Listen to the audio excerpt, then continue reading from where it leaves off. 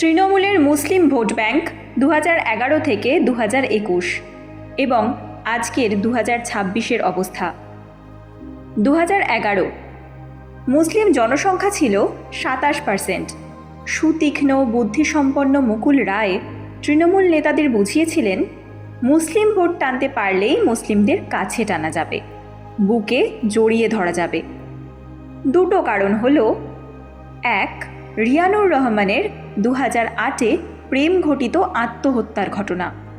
বামফ্রন্টের যে পুলিশ কর্তা পরবর্তীকালে তৃণমূলের টিকিটে জয়ী হয়েছিলেন, তারা দেহ পোস্টমর্টমের আগেই বলে দিলেন, এটা মনে হচ্ছে হত্যাকাণ্ড।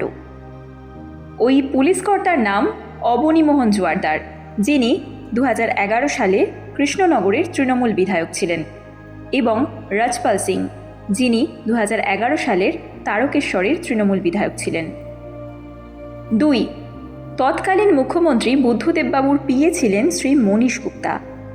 উনি বুদ্ধদেববাবুকে বললেন যে বাংলার প্রতিটি মসজিদ মৌলবাদের কারখানা হয়ে গেছে, এটা আপনি জনসভায় বলবেন।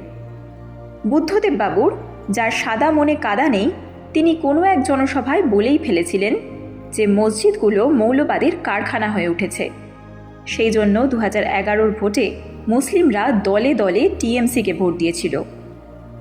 টিএমসি যে 46% ভোট পেয়েছিল, তার মধ্যে 20% ছিল মুসলিম ভোট। 2016 তৃণমূলমুখী মুসলিম ভোট টিএমসি আরও বাড়াতে পেরেছিল।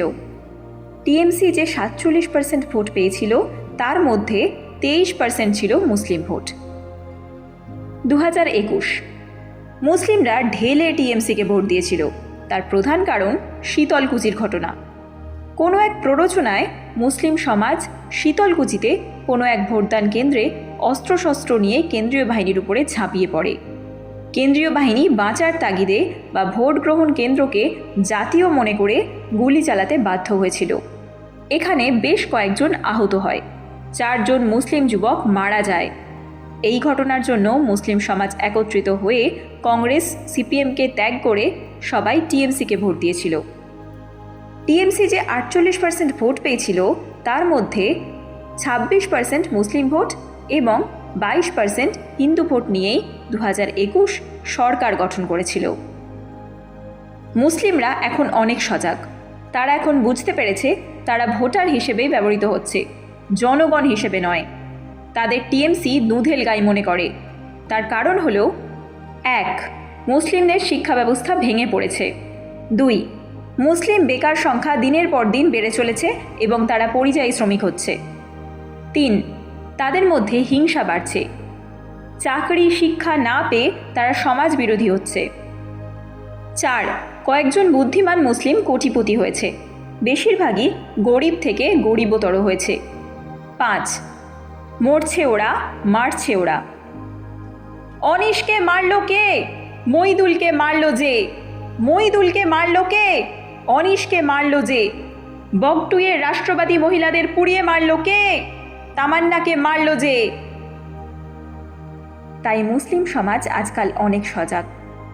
এছাড়া মুসলিম সমাজের আজকের উদিত সূর্য জনাব নওশাদ সিদ্দিকী যেভাবে মুসলিম অধিকার রক্ষার জন্য লড়াই করে চলেছে, মনে হয় আমার কাছে সে ইকবাল, কখনো মনে হয় সে মৌলানা আব্দুল কালাম আজাদ।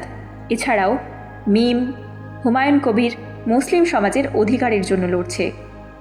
মালদহের মৌসম নূর ভুল করে টিএমসিতে গেছিল, সে আবার কংগ্রেসে ফিরে শুরু করেছে মুসলিম সমাজের অস্তিত্ব রক্ষার লড়াই। ফলে সে আমার কাছে স্বাধীনতা সংগ্রামের প্রথম মহিলা শহীদ আজগারি বেগমের ধারক ও বাহক। সুতরাং 2026-এ মুসলিম সমাজের টোটাল ভোট গতবার 2021-এ যে টিএমসি 26% পেয়েছিল, টোটাল 48%-এর মধ্যে এবার সেটা পাবে না বা তার ধারে কাছেও যাবে না। কেননা মুসলিম সমাজ আজকে অনেক সজাগ হয়েছে। তারা বলতে পারছে, 15 বছরে পেয়েছি কি আমরা? শিক্ষা না তরবারি, চাকরি না পরিযায়ী শ্রমিক, সুস্থ সমাজ নাকি জেলখানা?